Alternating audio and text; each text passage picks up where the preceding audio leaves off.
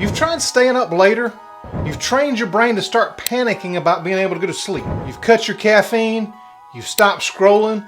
Maybe you're using some red lights on your phone like I talked about.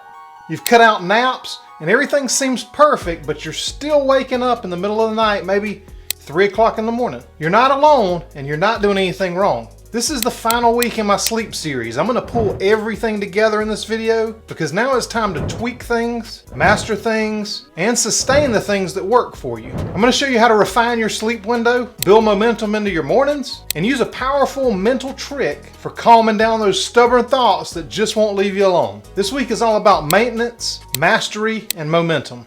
And at the end, I'm going to guide you through a relaxation technique that you've probably never tried. It's a powerful technique and the one that I use when my brain is too tired to think, but too wired to go to sleep. So let's pull all this together and help you get the best sleep you've ever had and cure your insomnia for good, right after this.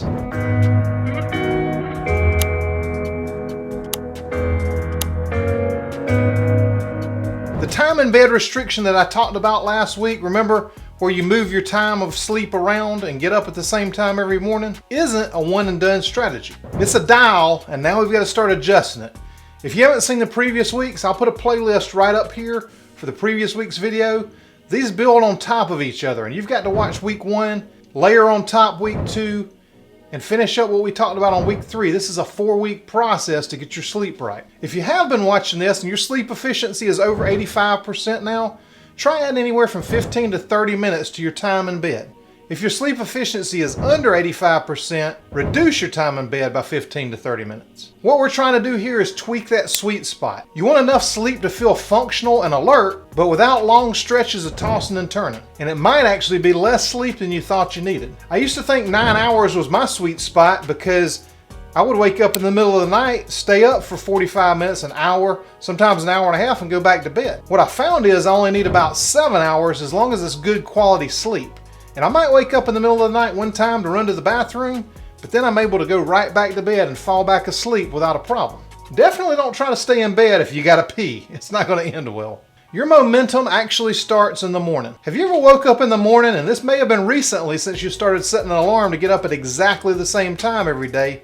You were groggy, you looked up at the ceiling and you're like, man, I just do not want to get out of bed today. What's the point of even getting up? I can roll over and get some more sleep. That is sleep inertia, and it's real. To fight sleep inertia, you gotta have 2 things. You gotta have light and you gotta have movement. And more importantly, you gotta have a reason to get out of bed. You gotta have something that you look forward to every day. So you've got to plan an activity for first thing in the morning. For me recently, it's getting up and going to the gym. One of the best things about that is when I'm walking to the truck, I'll kind of walk around a little bit, get some of that early morning light that, like I said, will reset your circadian rhythm. Enough of that, your body is going to get used to it and get right back on track. And we're moving.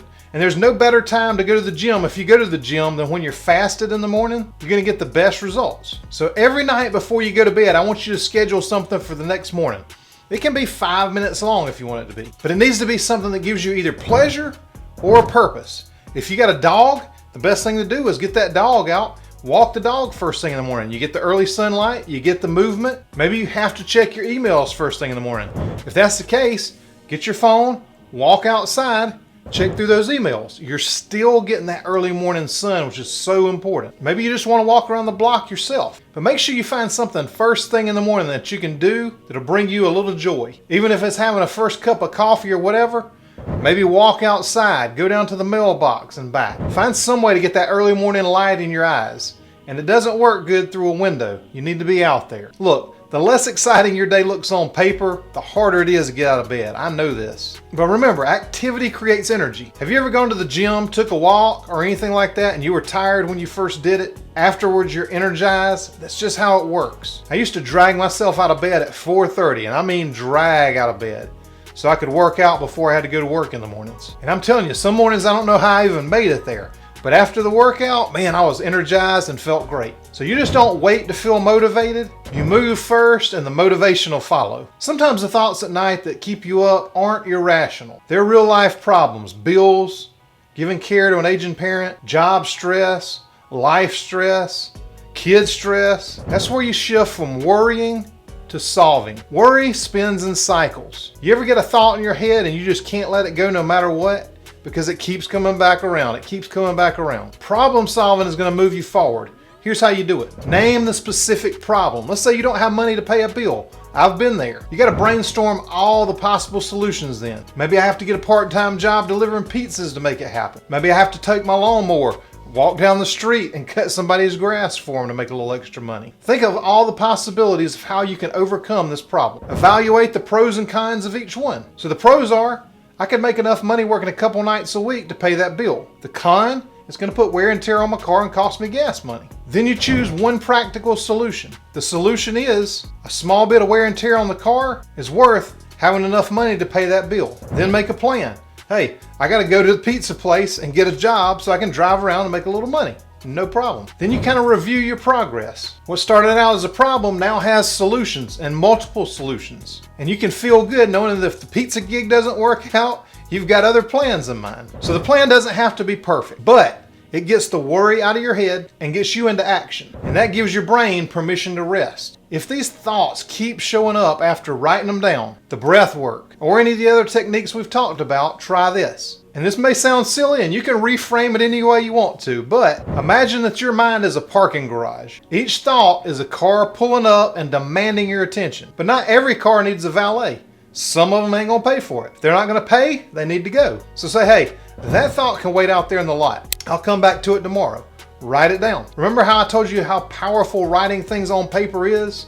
It gets it out of your mind and onto something else. Write it down in your notebook named Tomorrow's Thoughts. Get it out of there. Done. And I know some of you may be thinking, hey, this ain't gonna work for me. I'm not gonna try it. Try it. What's it gonna hurt anything? It sounded silly to me at first, but when you actually put it into action, it takes on a completely different life. The reason it works is that it actually acknowledges a thought instead of just suppressing it.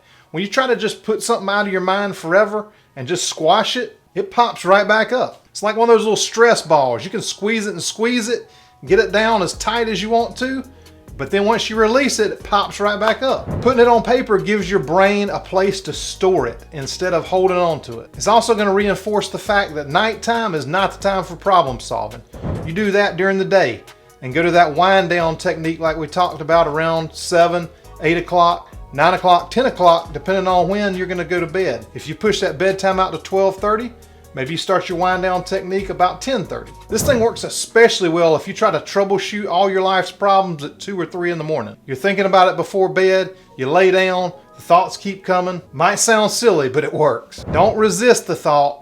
Park it in the parking lot till tomorrow. Now, if you tried the breathwork technique and that wasn't enough to kind of release those thoughts, try this. This is called a countdown body scan. What you're gonna do is lie down and close your eyes. You're gonna count down from 20 to 1, really slowly.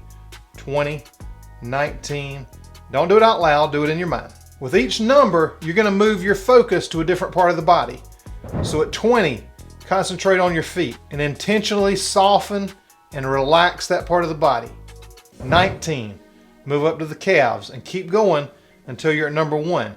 If you get all the way to the top of your head and you're at 1, start moving back down. Start noticing the parts of your body that hold the most tension. With a lot of people, it's in the shoulders, the neck. If you're laying down, you should really be able to feel it, particularly if you're in a relaxed state from doing some of the techniques that I talked about earlier. If you get to 1 and you're still not relaxed, repeat the process. Count down from 20 to 1.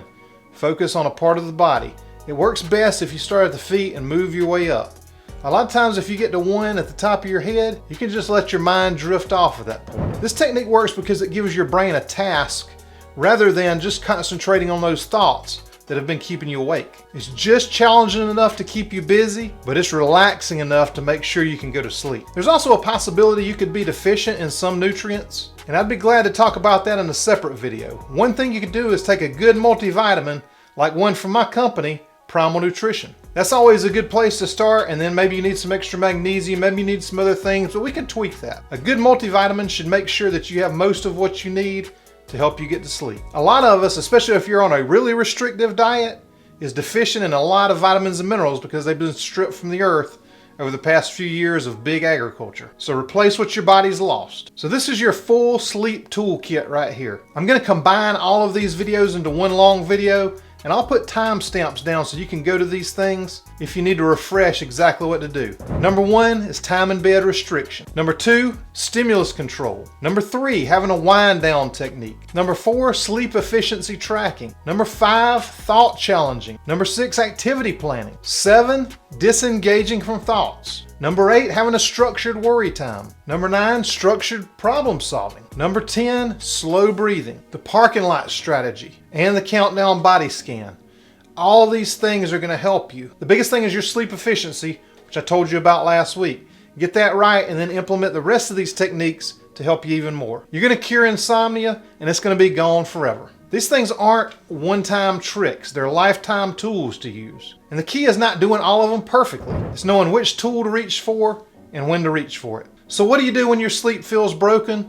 You stop chasing it. Instead, you want to create the conditions where sleep can show up on its own. Even one bad night doesn't undo your progress. You may have gone months without sleeping, and now you can be your own sleep coach using these techniques. If insomnia ever creeps back, you'll know exactly what to do. Let me know how your sleep's going after this series. And if you found it helpful, please give me a thumbs up and subscribe if you're not already. Also, don't forget to share it with somebody who's tired of being tired. Stay healthy, get a good night's sleep, and I'll see you on the next video.